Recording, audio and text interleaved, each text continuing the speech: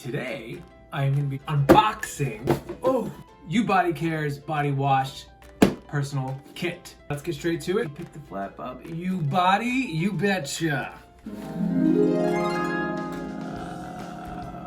We've got directions, the rundown, the kit right here, and then the different scents. Let's open this baby up. Here is the pod itself. Okay, here we go. So it comes like that. Ooh, the reveal. We have the different scents here. Awake, wander, play, clean, and balance. Step 1, fill YouBody pod with water above the screen. Unscrew the top. Okay, there's the screen. So we're gonna fill this up until it goes above that screen on top.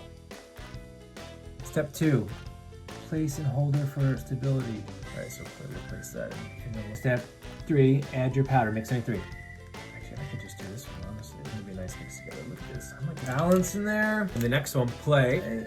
Step 4, shake it up and enjoy a lather like no other. Push button to release. The button is right here on the side.